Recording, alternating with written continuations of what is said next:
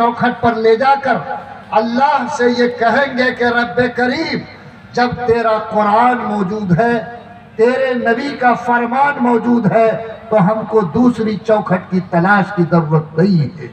और जिस दिन आप ये नीयत कर लेंगे, आपका ईमान मुकम्मल होगा, आप शैतान और तागूत के नरगे में जाने से बचेंगे, और जो फैसला हार और जीत का होगा आप सर झुका के मानेंगे। अल्लाह हर हाल में आपको अजर अजीम अता करेगा। इसलिए आपसे वादा लिया जाएगा, बार बार लिया जाएगा। आपकी जिम्मेदारी है कि इंशाअल्लाह इतनी बार कहने और सुनने के बाद ये तय करें कि जो वादा हम अल्लाह के सामने करके आए हैं, इंशाअल्लाह मौत तक उस वादे पर कायम रहेंगे, इंशाअल्लाह रहेंगे। ये जो दारुल क़ज़ा का निज़ाम कायम हो रहा है, ये किसके जरिए हो रहा है? इमारत शरिया के जरिए हो रहा है।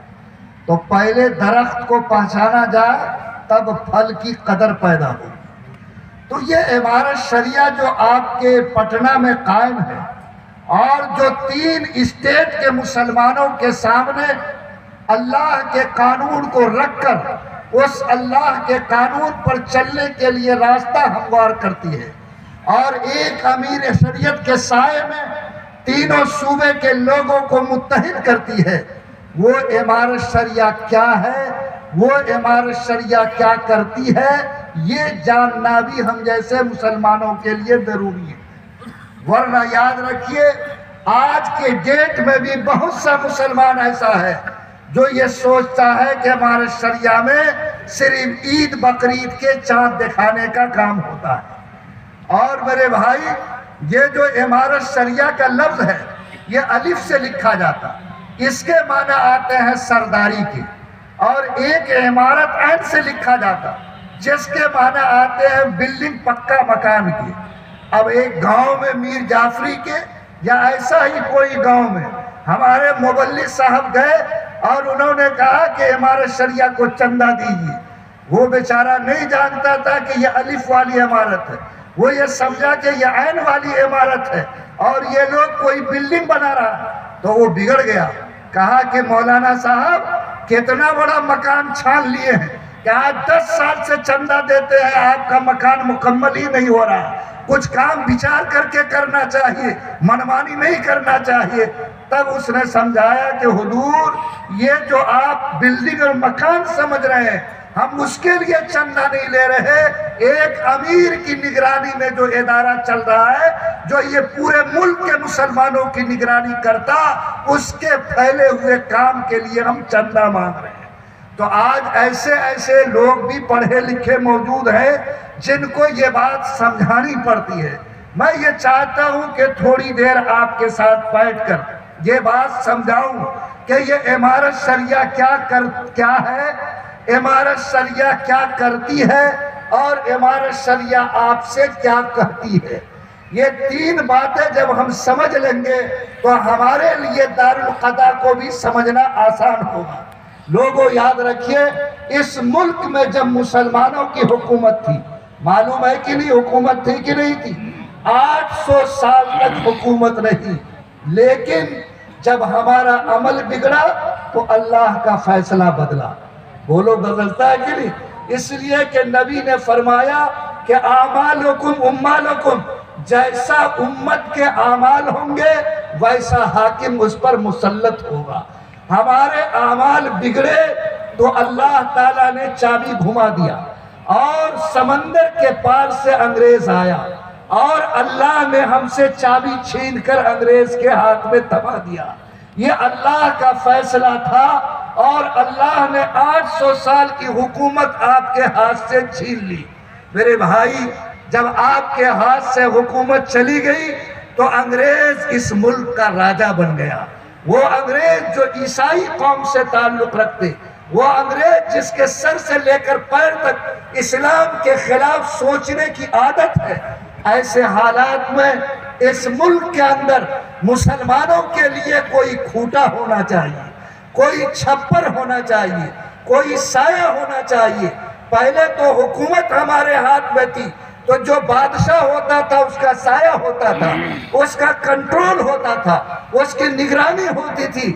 لیکن اب ہمارا کھوٹا کون ہوگا، ہمارے چھر پر کس کا سایہ ہوگا، اس کے لیے آپ کے علماء پریشان ہوئے اور آپ کے علماء نے اس کا حل نکالا. اور 1921 کے اندر حضرت مولانا ابو المحاسن سجاد رحمت اللہ علیہ، اللہ ان کی قبر کو نور سے بھر دے، انہوں نے 500 علماء کو پٹنے میں جمع کیا اور جمع کر کے یہ کہا کہ اس ملک میں مسلمانوں کو ایسا کھوٹا چاہیے کہ جب بھی اس کو دین کے معاملے میں کوئی ضرورت ہو، ایمان کی حفاظت کا مسئلہ ہو، تعلیم کا مسئلہ ہو، قانون کی طرف سے اگر اس کے پیر میں زنجیر ڈالا جائے تو اس کھوٹا کے سہارے وہ حالات کا مقابلہ کر سکے. چنانچہ 1921 میں 500 علماء نے مل کر پٹنہ کی سرزمین پر امارت شریعہ کی بنیاد ڈالی تھی. یاد رکھو یہ امارت شریعہ آج 100 سال سے زیادہ اس کی مدت ہو چکی. اس 100 سال کی تاریخ میں اس ملک کے اندر مسلمانوں کو ایمان اور دین کے اعتبار سے جو رہنمائی امارت شریعہ نے دی ہے، پوری ملی تاریخ میں اس کی کوئی مثال نہیں ملتی.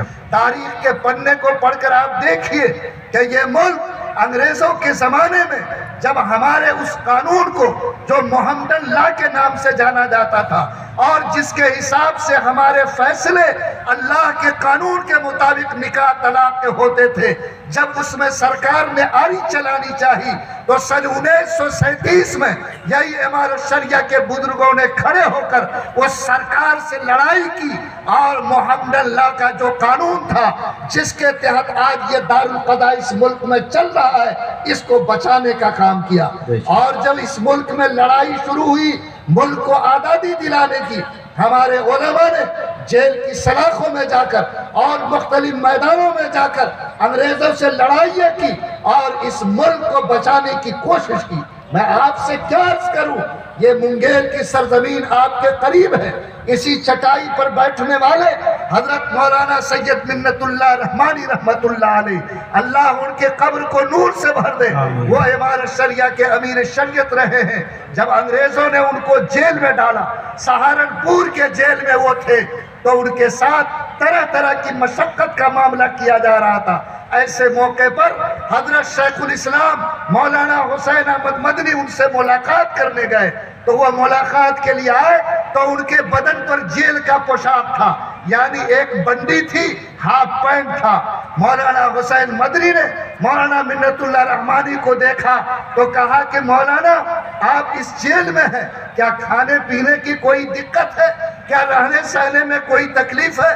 اگر کوئی بات ہو تو یہ ہمارا علاقہ ہے سہارنپور کا، ہم جیل کے نگراں سے کہہ دیں گے، وہ آپ کو سہولت دیں گے. مولانا منت اللہ کے آنکھ میں آنسو آ گئے.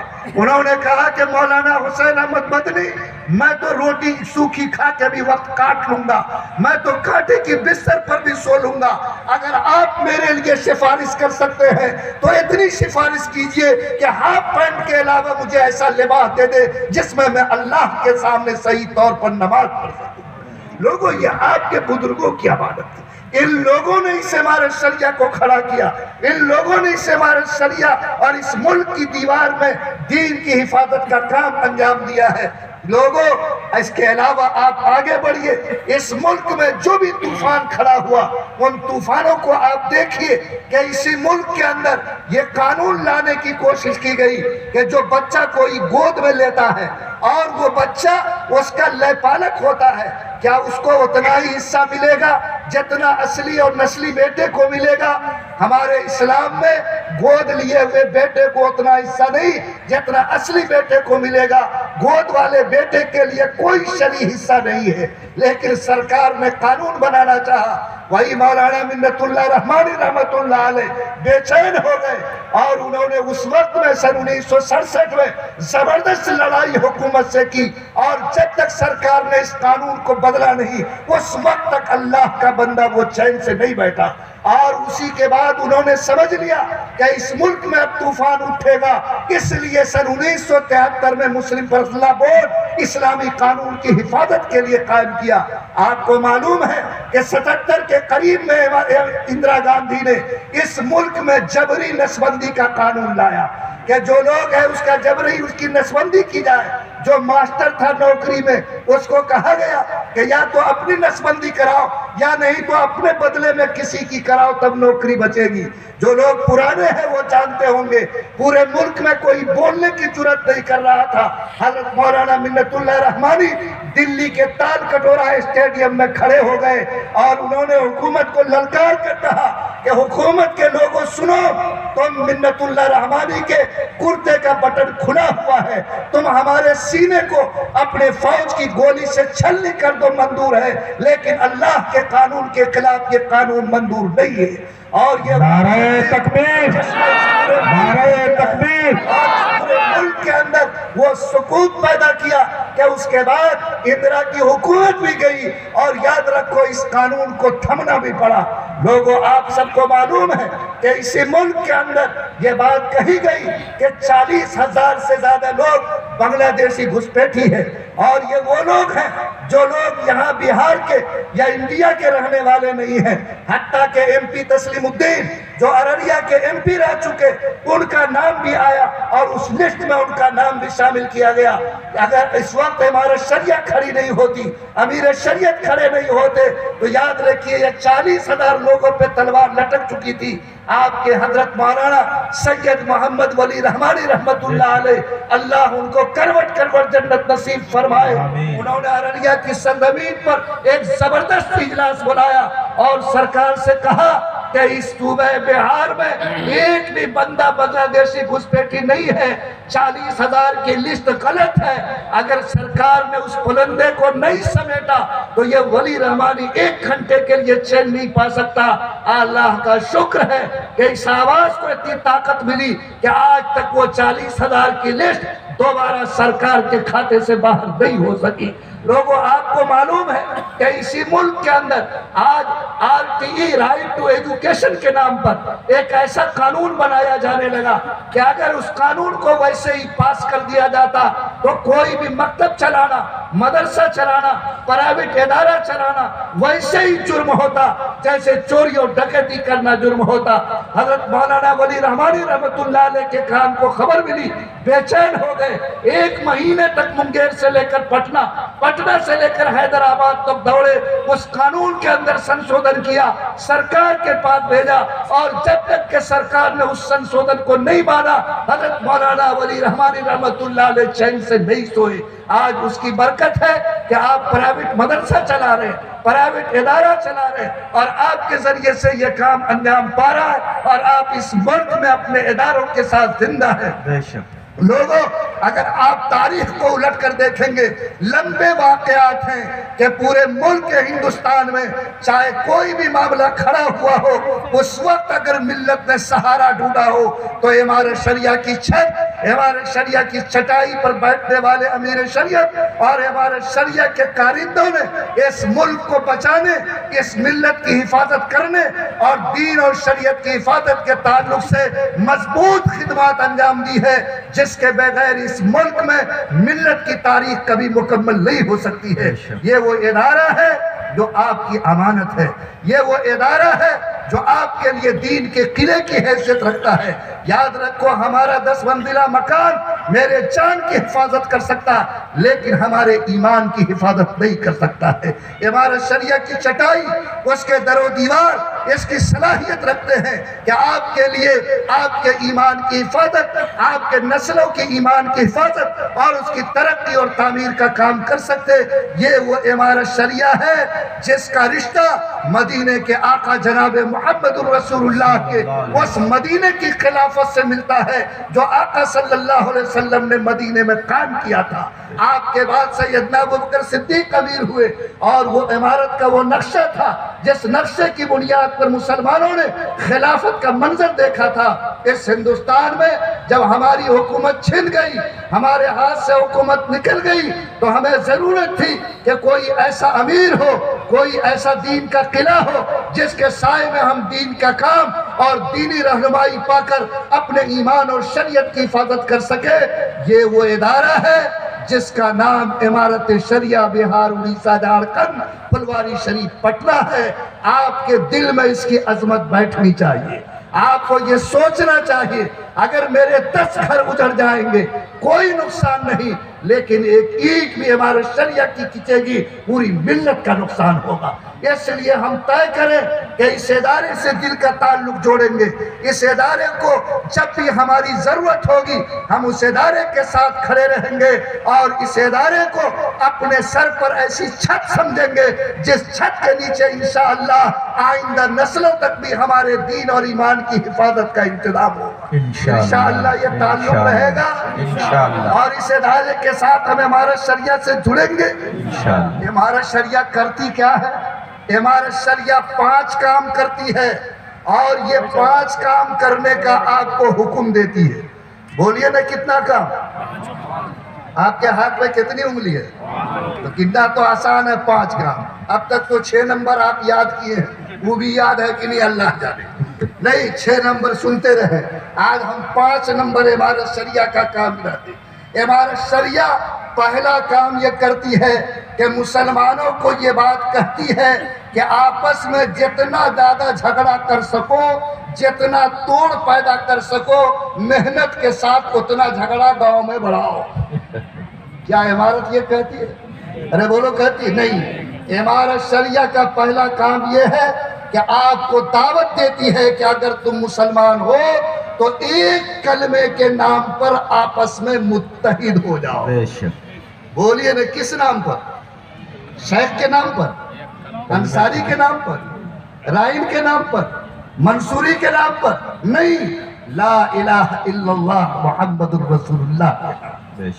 یہ امارت شریعہ کی دعوت ہے، اور آج بہار اڑیسہ کے جھارکھنڈ کے مسلمان امارت شریعہ کی اس خدمت کا فائدہ اٹھا رہے ہیں، اور امارت شریعہ کے 100 مبلغین گاؤں گاؤں دروازے دروازے جا کر آپ کو اس بات کی تلقین کرتے ہیں کہ امارت شریعہ آپ کو جوڑنا چاہتی ہے۔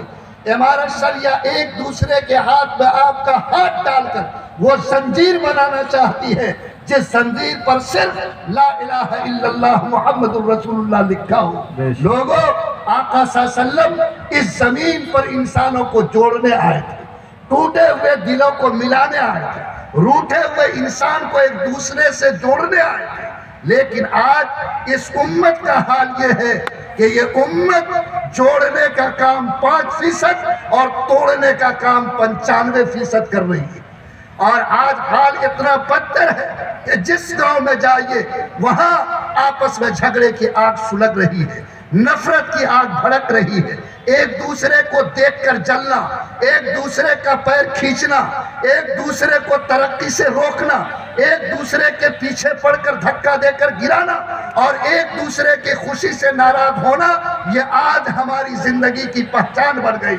امارت شریعہ آپ کو کلمے کے نام پر جوڑنا چاہتی ہے، اور آپ کو معلوم ہے کہ ایک امیر شریعت کے سائے میں تقریباً 10,000 گاؤں میں امارت شریعہ کی تنظیم قائم ہے، اور اس میں 20,000 ایسے لوگ ہیں جو نقیب اور نائب نقیب ہیں، 5 لاکھ سے زیادہ ممبر ہیں جو سالانہ طور پر 20 روپیہ امارت شریعہ کو دیتے ہیں۔ یہ اس لیے کیا گیا تاکہ اس نام پر آپ کی ایکتا بنے، اس نام پر آپ کا جوڑ پیدا ہو۔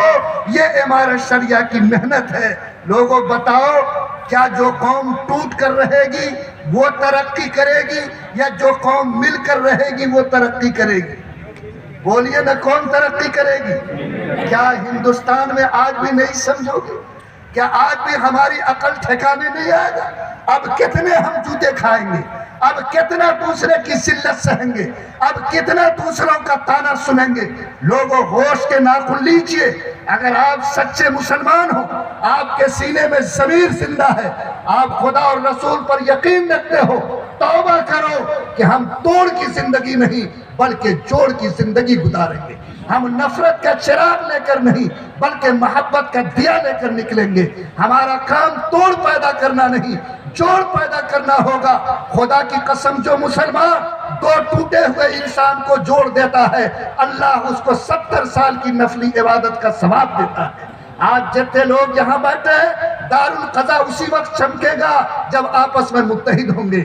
بولو اختلاف کی وجہ سے سب چیز برباد ہوتی کہ نہیں؟ مدرسہ برباد آپس کے ٹکراؤ کی وجہ سے، مسجد برباد آپس کے ٹکراؤ کی وجہ سے، عیدگاہ برباد امامت کے جھگڑے کی وجہ سے، دارالقضا برباد آپس کے ٹکراؤ کی وجہ سے. مسلمانوں، آپ 25 کروڑ کی تعداد میں اس ملک میں ہو. آج پنجاب میں رہنے والا 4% سکھ جب کہیں کھڑا ہوتا ہے ہندوستان ہل جاتا ہے. اور یہ 25 کروڑ مسلمان آج کہیں پر کھڑا ہو جائے لوگ اس کو ماٹی کے ڈھیلے سے زیادہ قیمت نہیں دیتا. کیوں؟ اس لیے کہ اس میں اتحاد ہے، یونٹی ہے. ایک بندہ جب کوئی بولتا ہے دوسرا اس آواز کے ساتھ کھڑا ہو جاتا ہے. آپ بھی اس ملک میں عزت چاہتے ہو، اگر اللہ سے محبت پیدا کرنا چاہتے ہو تو آپ کو یہ طے کرنا ہوگا کہ امارت شریعہ آپ کو جوڑنا چاہتی، آپ کے امیر آپ کو ایک دیکھنا چاہتے. آپ بھی قسم کھاؤ کہ ہم سینے سے نفرت کو نکالیں گے. ہم ہر ایک کام کو جو اس زمین پر دلوں کو توڑنے والا اس سے رکیں گے. اور جب تک سانس چل رہی ہے بولو جوڑنے والا مسلمان بنو گے یا توڑنے والا مسلمان بنیں گے انشاءاللہ. اور شیخ کے نام پہ لکیر کھینچنے والے، انصاری کے نام پہ بٹوارہ کرنے والے، منصوری کے نام پر آگ بنانے والے اور کسی ذات اور برادری کا جھنڈا اٹھا کر، جماعت کا جھنڈا اٹھا کر، بریلوی دیوبندی کا جھنڈا اٹھا کر جو مجرم اور باغی انسان اس سماج کا بٹوارہ کرے گا اس زمین پر اس سے زیادہ پاپی اور اللہ کی نظر میں اس سے بڑا ظالم کوئی دوسرا انسان نہیں ہو سکتا. میں آپ سے بھیک مانگتا ہوں، آپ سے گزارش کرتا ہوں، لوگوں ہندوستان کے حالات کو سمجھو، اٹھنے والے بادل کو پرکھو، جو آگ کے بادل تمہارے سروں پر ہے اس کو احساس پیدا کرو. آج کی تاریخ میں اگر کوئی چیز تم کو عزت دلا سکتی ہے تو آپ کا ایکتا ہے، آپ کا اتحاد ہے، آپ کی محبت ہے، آپ کی ایکجٹتا ہے. یاد رکھو یہ وہ چیز ہے جو اللہ سے بھی قریب کرے گی اور دنیا کے ترازو میں بھی آپ کے وزن کو بڑھائے گی. بولو اگر امارت شریعہ آپ کو ایک دیکھنا چاہتی تو کیا ہر کینے کو مٹا کر آج سے ہم لوگ ایک بن کر جیئیں گے؟ انشاءاللہ. ذرا پاور سے ہاتھ اٹھاؤ بھائی، ہاتھ اٹھائیے. ماشاءاللہ. اللہ تعالیٰ اس سرزمین کو محبت کی خوشبو سے آباد کر دے. اللہ ہمارے بھائیوں کے ٹوٹے ہوئے دلوں کو جوڑ دے. اے اللہ تو ٹوٹی ہوئی ہڈیوں کو جوڑ دیتا ہے. اللہ میرے ٹوٹے ہوئے بھائیوں کے دلوں کو جوڑ دے. اللہ کے پناہ محبت پیدا کر دے. یہ امت بکھری ہوئی ہے، اللہ ان کو اتحاد کی دعوت دے دے. آج چونٹی میں اتحاد ہے، بھیڑ بکری میں ایکتا ہے، مدھو مکھی میں ایکتا ہے. یہ کلمہ پڑھنے والی امت بکھر گئی. آج اس کا ضمیر مردہ ہو گیا. چھوٹے چھوٹے فائدے کے لیے، آدھے کٹھے زمین کے لیے، معمولی کرسی اور ووٹ کے لیے آج یہ قوم اتنا پٹی ہے کہ آج ایک نسل سے پیدا ہونے والا، ایک ماں باپ کے خون سے پیدا ہونے والا بھائی کا چہرہ دیکھنے کو تیار نہیں ہے. بولو کہ آج یہ لعنت میرے سر پہ آئی؟ اللہ آپ کے ضمیر کو زندہ کرے. آپ نے ہاتھ اٹھایا ہے، بولو انشاءاللہ آج سے ہم لوگ ایک بن کر رہیں گے. ہمارے شریعہ کا نام یہ ہے کہ امارت شریعہ یہ چاہتی ہے کہ سماج میں انصاف عام ہو. لوگوں بتاؤ، سماج میں جتنا انصاف عام ہوگا اتنا سماج میں سکون آئے گا.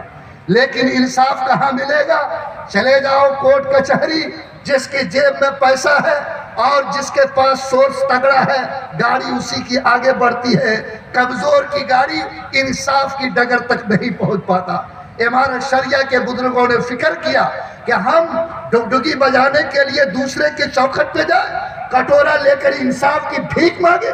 کیا میرا قرآن چل گیا؟ کیا میرے نبی کی راہ بند ہو گئی؟ قرآن وہ کتاب ہے جو زندگی کے ہر مسائل کا حل پیش کرتا ہے. قرآن وہ کتاب ہے جو ہر مشکل میں میرے لیے آخری دوا ہے. یہ قوم آج قرآن کو چھوڑ کر، اللہ کے رسول کے راستے کو چھوڑ کر اور بھیک کا کٹورا لے کر دوسرے کی چوکھٹ پر جا کر عمر برباد کرے، پیسے برباد کرے، عزت برباد کرے، ایمان کو تباہ کرے اور پھر بھی اس کو انصاف نہ مل سکے، اس سے زیادہ لعنت کی کیا بات ہوگی؟ امارت شریعہ نے انصاف کو عام کرنے کے لیے دارالقضا کا نظام قائم کیا ہے. آپ اپنے گھر میں خدا کو بڑا مان کر، قرآن کو بڑا مان کر اپنے مسائل لائیے، اپنے مسائل پیش کیجئے۔ ہمارے ساتھیوں نے بتایا کہ میری بیٹیوں کی جو رسوائی ہوتی ہے، میرے ایمان میں جس طریقے سے گھل لگتا ہے، میرے پیسے جتنے برباد ہوتے، خدا کی قسم اگر غور کرو گے تو آپ کے آنکھ سے آنسو ٹپکیں گے۔ میں نے معلوم کیا کٹیہار ضلع جب سے بنا ہے آج تک 40,000 ڈوری ایکٹ کا مقدمہ مسلمانوں نے اپنے پیسے سے کورٹ میں کر دیا ہے۔ 40,000 مقدمہ، ایک ڈوری ایکٹ میں کم سے کم 5 سے 10 لاکھ خرچہ ہوتا، 40,000 کو 5 لاکھ سے ضرب دو، اس امت کا کتنا پیسہ ناجائز راستے میں گیا۔ یہ امت اپنے پیسے سے بچوں کو پڑھا سکتی تھی، اپنا مکان بنا سکتی تھی، لیکن برداشت کی قوت نہیں۔ بھائی بھائی کو جیل پہنچانے کے لیے، بھائی بھائی کے ہاتھ میں ہتھکڑی ڈالنے کے لیے آج جا کر سرکاری عدالتوں کے چوکھٹ پر آج ڈوری ایکٹ کا مقدمہ کرتے ہو، چھوٹے چھوٹے معاملات میں جا کر آج خود جیب میں، وکیل کے جیب میں اور داروغہ کے جیب میں پیسے ٹھونستے ہو۔ یہ پیسہ آپ نے دھوپ میں کمایا ہے، یہ پیسہ پسینے کا پیسہ ہے۔ آج مارواڑی قوم آپ کے ساتھ رہتی ہے، آج 2 تھپڑ مار دو آنسو بہا لے گی، لیکن وہ اپنا پیسہ کورٹ میں برباد کرنے نہیں جائے گی۔ اور آپ کا ضمیر اتنا سڑ گیا کہ آپ قرآن حدیث کے راستے کو چھوڑ کر آج ان راہوں پہ جاتے ہو جس پر ایمان بھی بکتا ہے اور دولت بھی لٹتی ہے۔ مسلمانوں، امارت شریعہ کا تقریباً 85 دارالقضاء بہار، اڑیسہ، جھارکھنڈ میں قائم ہو چکا ہے، اور آج امارت شریعہ کی برکت سے مسلم پرسنل لا کے ذریعے 150 سے زیادہ پورے ملک میں چل رہا ہے۔ یہ آپ کے امارت شریعہ کا دین ہے کہ اس نے انصاف کے راستے کو آسان بنایا، لیکن میں نے کہا کہ مسجد بنانا نہیں، مسجد کو آباد رکھنا اصل ضروری کام ہے۔ آپ سے میری گزارش ہے کہ اگر عزت کی حفاظت چاہتے ہو، ایمان کی حفاظت چاہتے ہو، اللہ کو راضی کرنا چاہتے ہو، طے کرو انشاءاللہ کہ ہم سماج میں انصاف کو عام کریں گے۔ انشاءاللہ انصاف کو عام کرنے کا 3 طریقہ۔ نمبر 1، خاندان کے مسئلے کو خاندان میں حل کر دو۔ دوسرا طریقہ، گاؤں کے لوگ، سماج کے لوگ بیٹھ کر سماج میں مسئلے کو حل کر لو۔ تیسرا طریقہ، اگر نہیں آئے تو دارالقضاء میں قاضی کے سامنے آ کر پیش کر لو۔ یاد رکھو یہ 3 طریقے کو اگر اختیار کرو گے، کوئی گاؤں تو ایسا ہو جو ہمت سے مجھ کو کہہ دے کہ مفتی صاحب میں آپ کو یقین دلاتا ہوں کہ آج کے بعد میرے گاؤں کا کوئی مقدمہ سرکاری عدالت میں نہیں جائے گا، میں 100 مرتبہ اس کو پھول کا مالا پہنانا چاہتا۔ کاش کہ کسی گاؤں میں کچھ لوگ ایسے کھڑے ہو جاتے، 10-20 نوجوانوں کی ذمہ داروں کی ٹیم بنتی جو کہتی کہ میں گارنٹی لیتا ہوں کہ آج کے بعد سرکاری عدالتوں میں مقدمہ نہیں جائے گا۔ کیا بولو اس جذبے کو پیدا کرنے کی کوشش کریں گے ہم لوگ؟ اللہ تعالیٰ قبول فرمائے۔ امارت شریعہ کا تیسرا کام ہے، امارت شریعہ کہتی ہے کہ مسلمانوں تمہارے لیے سب سے بڑی کتاب قرآن ہے، بولو ہے کہ نہیں؟ اور قرآن کا سب سے پہلا حکم کیا ہے؟ نماز پڑھو، روزہ رکھو، حج کرو، زنا سے بچو نہیں۔ قرآن کا پہلا حکم ہے پڑھو، قلم اور کتاب کو اپنے ہاتھ میں پکڑو، بولو ہے حکم کہ نہیں ہے؟ اور آج مسلمان کا بچہ جہالت کی زندگی میں ایسا ڈوبا ہے کہ دلت سے بھی اس کی حالت بدتر ہو گئی۔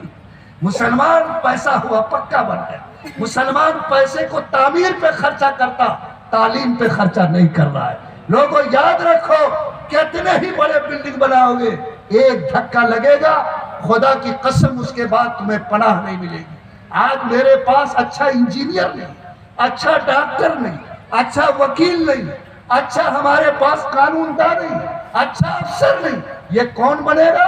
برہمن بنیں گے۔ یہ کون بنے گا؟ عیسائی بنے گا۔ یہ کون بنے گا؟ دلت بنے گا۔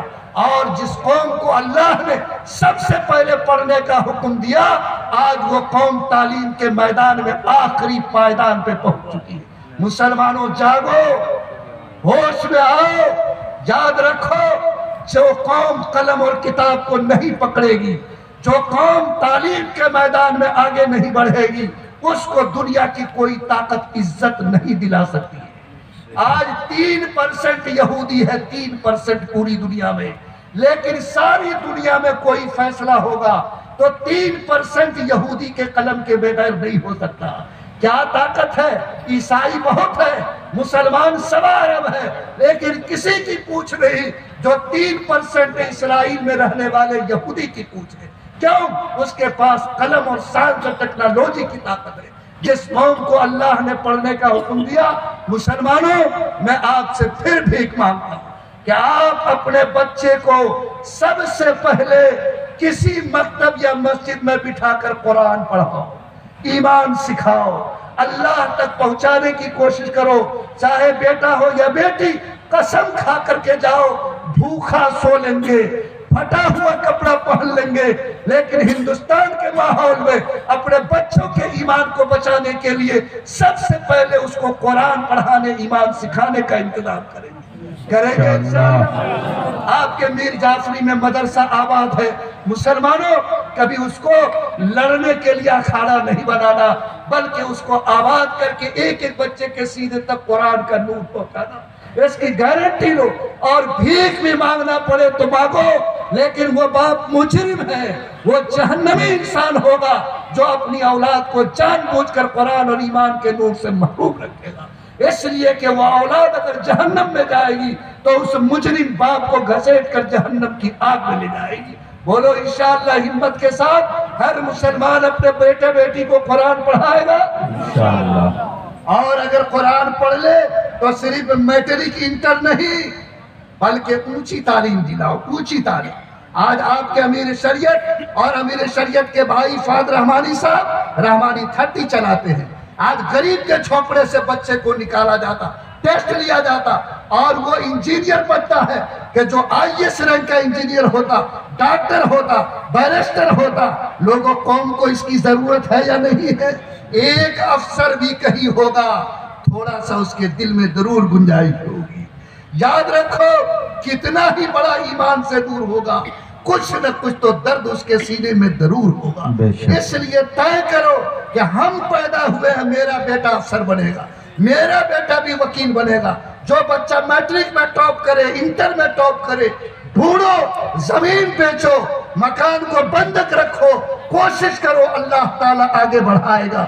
بولو، APJ عبد الکلام مچھوارے کا بیٹا تھا، اخبار بیچ کر کے صبح سے لے کر شام تک اسکول میں پڑھا اور اتنا بڑا انسان بنا کہ دنیا کا سائنٹسٹ بڑا کہلایا، ہندوستان کا راشٹرپتی بنا اور ہمارے ملک کو اگنی میزائل دیا۔ یہ ایک مچھلی مارنے والے کا بیٹا تھا جس نے اتنا کمال دکھایا۔ تو کیا میر جعفری کا جوان کمال دکھا سکتا ہے کہ نہیں دکھا سکتا؟ کیا بولو، ہمت دکھا سکتا ہے کہ نہیں؟ اس لیے طے کرو، امارت شریعہ آج 10 CBSE اسکول چلا رہی ہے، 8 ٹیکنیکل کالج چلا رہی ہے، 200 گاؤں میں مکتب چلا کر بچوں کو قرآن سکھا رہی ہے، 250 مدرسوں کو سنبھال کر ان مدرسوں کے ذریعے سے اعلیٰ دین کا تعلیم دے رہی ہے۔ ایک بڑا مدرسہ پٹنے میں چلتا ہے جس میں 500 لڑکے رہتے ہیں، بخاری تک پڑھائی ہوتی ہے۔ امارت شریعہ کے پاس ایسا سینٹر ہے جس میں ہر سال 50 علماء دین قاضی اور مفتی بنتے ہیں۔ یہ امارت شریعہ کا اتنا بڑا کام ہے، بولو اس پر خرچہ ہوگا کہ نہیں ہوگا؟ بے شک۔ ارے ہوگا کہ نہیں؟ آپ لوگ ایک ہی مرتبہ چندہ دینے میں تھک جاتے ہیں، کتنے 10 اسکول CBSE تاکہ مسلمان کا بچہ اسلامی ماحول میں انگریزی تعلیم پائے، 8 ٹیکنیکل کالج تاکہ میٹرک انٹر کیا ہوا لڑکا باروزگار بننے کی پوزیشن میں آئے۔ آج ہمارا شریعہ کا 200 مکتب تاکہ بچوں کو قرآن کی تعلیم ملے، مدرسہ تاکہ 500 بچے مسلمانوں کے عالم دین بنے، 50 بچے ہر سال قاضی اور مفتی بنے۔ کتنا بڑا کام ہے یہ امارت کرتی ہے تعلیم کو عام کرنے کا۔ آپ کی ذمہ داری ہے کہ انشاءاللہ آپ بھی اپنے گھر میں اس تعلیم کو عام کریں گے انشاءاللہ۔ تو امارت شریعہ کا پہلا کام آپس میں جوڑ پیدا کرو۔ امارت شریعہ کا دوسرا کام سماج میں انصاف کو پھیلاؤ۔ امارت شریعہ کا تیسرا کام ہر مسلمان اپنے ہاتھ میں علم اور قلم کا جھنڈا اٹھاؤ۔ اور امارت شریعہ کا چوتھا کام کہ سماج میں اگر مسلمان بن کے جینا ہے تو جو اللہ نے کہا کرو، جو اللہ نے منع کیا اس کو چھوڑو۔ ارے بولیے نا، حکم ہے کہ نہیں؟ امارت شریعہ کے 100 علماء گاؤں گاؤں گھوم کر لوگوں کو سمجھاتے ہیں، فلاں غلط کام مت کیجئے، گناہ کا کام مت کیجئے، چھوڑیے۔ لوگوں، آپ سے میں سوال کرتا ہوں، کہ اگر کوئی مسلمان کا بدن ناپاک ہو تو کیا وہ مسجد میں جا سکتا ہے؟ نہیں. کیوں؟ بدن ناپاک ہے. اور اگر ہمارا بدن گناہ سے ناپاک ہو تو ہم بھی اللہ کے قریب کبھی نہیں ہو سکتے. یاد رکھو جیسے بدن کا ناپاک انسان خدا کے گھر میں جانے کے لائق نہیں، گناہ سے ناپاک انسان خدا کے قریب ہونے کے لائق نہیں ہے. اگر آپ بھی مسلمان ہو تو بولو گناہ کو چھوڑنا اور گناہ سے توبہ کرنا ضروری ہے کہ نہیں؟ لیکن یہاں میٹھا میٹھا ہپ ہپ تیتا تیتا تھو تھو. نماز پڑھ لیں گے، روزہ بھی رکھ لیں گے، بیٹا کی شادی کریں گے تو مال ضرور لیں گے. بولو ہو رہا کہ نہیں؟ ہاں، حاجی صاحب، نمازی صاحب، مفتی صاحب، سب کا ایمان ڈول جاتا ہے اور پیسہ دیکھ کر سب کے منہ میں پانی آ جاتا. بے ایمانی ہے. اللہ کی لعنت ہو اس پیسے پر جو آج بیٹے کے نام پر بھک منگی کرتے ہو. معلوم ہے 8 لاکھ تمہاری بیٹیاں آج اس جہیز کی وجہ سے مرتد ہو کر غیروں کے ساتھ چلی گئی. کون ہے جو اس کا حساب چکتی کرے گا؟ کون ہے جو خدا کی عدالت میں جواب دے گا؟ مسلمانوں، آج یہ دماغ میں کینسر بن گیا ہے اور مسلمانوں نے شادی بیاہ کو جب مشکل بنایا، قرآن نے کہا، نبی نے کہا کہ نکاح اعلان کر کے کرو، مسجد میں کرو.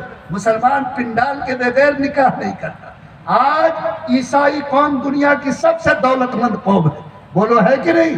لیکن اگر اس کے شہزادہ کا بھی نکاح ہوگا تو چرچ میں ہوگا، چرچ سے باہر نہیں ہو سکتا. اور یہ پنی مسلمان 5 لاکھ 10 لاکھ کمایا تو 2 لاکھ ڈیکوریشن پہ خرچہ کرے گا. مسجد میں بیٹے کا نکاح کرنے میں شرم آتی، جبکہ نبی نے فرمایا کہ جب میری سنت مر رہی ہو، اگر کوئی میرا ماننے والا وہ سنت کو زندہ کرے گا، اللہ اس کو 100 شہید کا ثواب عطا فرمائے. بے شک. آپ نکاح کو آسان بناؤ تاکہ زناکاری کا راستہ مشکل ہو جائے، ورنہ نکاح کو مشکل بناؤ گے تو زنا کا راستہ آسان ہوگا. طے کرو انشاءاللہ کہ ہم نکاح کو آسان بنائیں گے. انشاءاللہ. ہاتھ اٹھا کے بولیے بھائی. ماشاءاللہ. اور جس کو اللہ تعالیٰ نے بیٹا دیا، قسم کھا کے جاؤ کہ کوئی لوٹ کر امیر نہیں بنتا. کوئی بیٹی والے کو رلا کر دولت لینے والا 2 پشت کے بعد اس کو رونے پہ مجبور ہونا پڑتا ہے اور اس کو ذلیل ہونا پڑتا. طے کرو انشاءاللہ کہ جس ماں نے اس بیٹے کو جنم دیا، اپنے پیٹ میں دودھ پلایا باہر میں اور پیٹ میں اس کو روزی دیا، میں اس بیٹے کے نام پر بھک منگی نہیں کروں گا. میں تلک اور جہیز کے نام پر انشاءاللہ کبھی اپنی مٹھی کو کھولنے کی ہمت نہیں کروں گا. بولو کرو گے انشاءاللہ؟ وقت نہیں ہے، میرے سامنے وقت کی تلوار ہے، اس لیے میں تیزی سے آپ کے پاس جا رہا. چوتھا کام یہ ہے، گناہ سے بچو. گناہ سے بچو، گناہ سے توبہ کرو.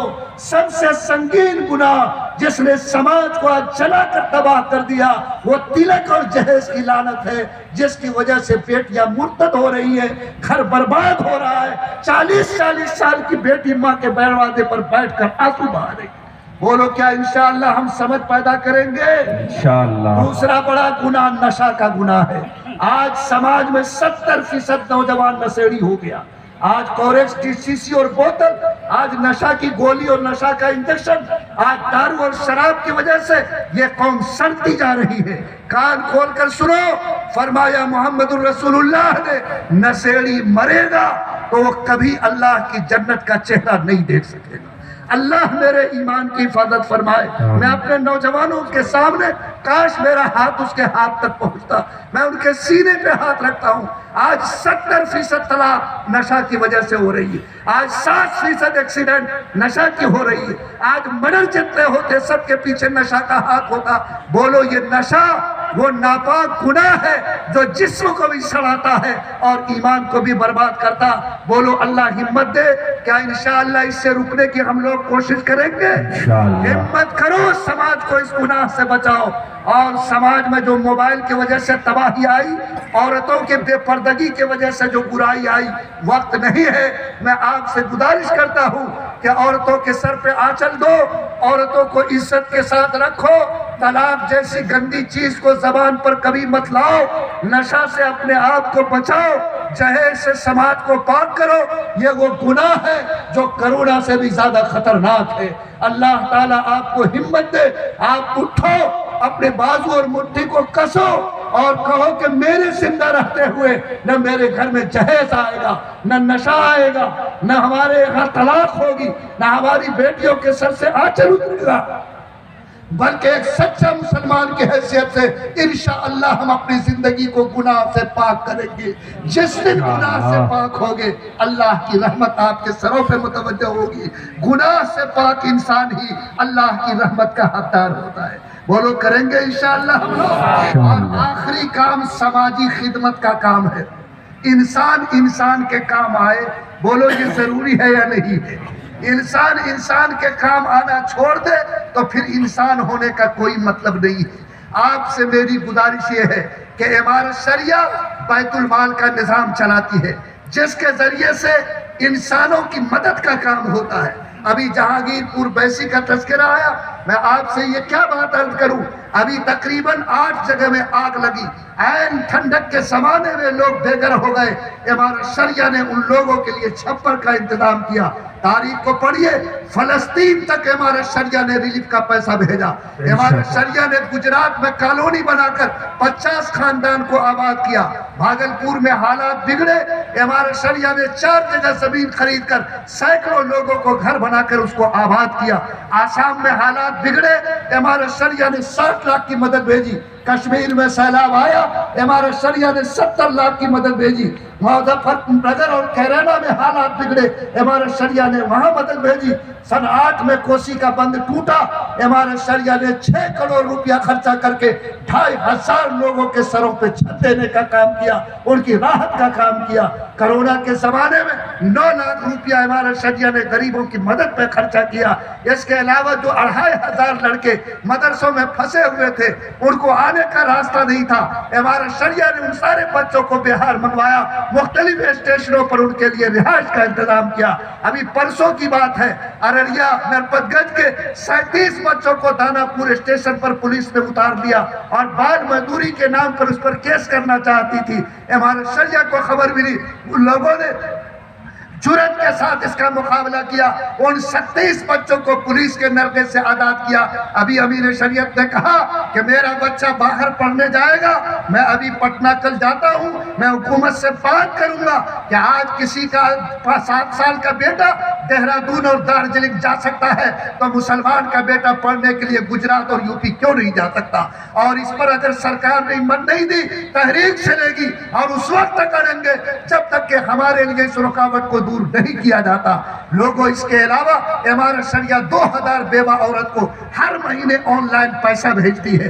امارت شریعہ کا ہاسپٹل ہے جہاں آنکھ کے آپریشن غریب ہے تو مفت میں ہوتا، 4 روپے کی 4 دن کی دوائی فری دی جاتی، 20 روپے میں ہاتھ دیکھا جاتا۔ پٹنے میں جو ڈاکٹر 700 میں ہاتھ دیکھتا، امارت شریعہ کی کلینک میں 100 روپے میں ہاتھ دیکھتا۔ میڈیکل کیمپ لگائے جاتے اور کہیں بھی ایمان والے کو کوئی تکلیف پہنچتی ہے تو امارت شریعہ کے مٹھی میں جو کچھ ہے آنسو پوچھنے کے لیے امارت شریعہ تیار ہوتی ہے۔ یہ امارت شریعہ کا کام ہے، لیکن ہم کو پٹنہ سے آنے میں دیر لگے گی۔ امارت شریعہ کہتی ہے کہ آپ اپنے بھائیوں کے دکھ میں شریک ہوں۔ خبردار کسی کا پڑوسی بھوکا نہ سوئے، کوئی بیمار پڑے تو عیادت کرو، کوئی شخص اگر پریشان ہو تو مدد کرو، کوئی اگر قرضہ چاہے تو قرضہ دو۔ لوگوں، انسان کا کام انسان کو رلانا نہیں، انسان کا کام انسان کو تڑپانا نہیں، بلکہ انسان کا کام روتے ہوئے کا آنسو پوچھنا ہے، مصیبت زدہ کی مدد کرنا ہے، گرتے کو اٹھانا ہے، پیاسے کو پانی پلانا ہے، ننگے کو کپڑا پہنانا ہے۔ جس دن آپ یہ پہچان بنا لوگے، خدا کی قسم اللہ فرماتے ہیں کہ میں وہاں رہتا ہوں جہاں میرے بندے کا دل رہتا ہے۔ اور آپ ایک کتا کو پانی پلا کر بچانے والی ایک فاحشہ عورت کو نبی نے فرمایا کہ اس نے ایک جاندار کی جان بچائی، میں نے اس کو اللہ کی جنت میں دیکھا۔ کتے کی جان بچانے والی ایک بدکار عورت اگر خدا کے جنت میں جا سکتی ہے تو بھائی کا بھائی سہارا بننے والا انسان بولو خدا کی جنت کا حقدار ہو سکتا ہے کہ نہیں ہو سکتا ہے؟ خبردار قسم کھا کے جاؤ کہ اے اللہ آج سے ہماری کوشش ہوگی کہ جو بھی تو نے ہم کو بدن میں طاقت دی، ہاتھ میں وسعت دی، انشاءاللہ ہم دوسرے کو فائدہ پہنچانے کی کوشش کریں گے۔ اور انشاءاللہ اگر ہم کسی کو فائدہ نہیں پہنچا سکے تو زندگی میں کسی کو نقصان نہیں پہنچائیں گے. بولو کریں گے انشاءاللہ. ذرا ہاتھ اٹھائیے نا. الحمدللہ. اللہ قبول فرمائے. آج امارت شریعہ کا سالانہ خرچہ 20 کروڑ روپیہ ہے. ایجوکیشنل ٹرسٹ اور بیت المال ملا کر ہم سرکار سے 1 کوڑی نہیں لیتے. آپ جیسے غریب مسلمانوں سے اللہ اس امیر کے سائے میں وہ ادارہ چلا رہا ہے. بولو آپ جب تک زندہ ہو آپ کی سانسیں سلامت ہے. میرا یقین ہے کہ امارت شریعہ بڑھے گی, امارت شریعہ ترقی کرے گی اور امارت شریعہ کا چراغ انشاءاللہ جلتا رہے گا. انشاءاللہ. بولو انشاءاللہ. اور کبھی بھی امارت شریعہ کی کوئی آواز آئے تو آپ ہاتھ اٹھا کر کہو کہ انشاءاللہ ہم بھوکا رہ کے بھی امارت شریعہ کی مدد کریں گے انشاءاللہ. بس میرے بھائیوں, یہ 5 کام ایک بن کے رہنا ہے. ہم سب کو انصاف کو پھیلانا ہے, تعلیم کا جھنڈا اٹھانا ہے, سماج سے برائی کو دور کرنا ہے, اپنے بھائی کے کام آتے رہنا, اس کی خدمت میں حصہ لینا ہے. یہ 5 کام امارت شریعہ کرتی ہے, آپ سے بھی کہتی ہے. آپ نے ہاتھ اٹھایا, میں اللہ تعالیٰ سے دعا کرتا ہوں کہ اللہ ہمیں سچا پکا مسلمان بن کر زندگی گزارنے کی توفیق دے. اللہ مجھے سجدہ کرنے والا مسلمان بنائے. اللہ مجھے دل سے توبہ کرنے والا مسلمان بنائے. اللہ گناہ سے بچ کر سچی زندگی بننے والا مسلمان بنائے. ربنا تقبل منا انك انت السميع العليم.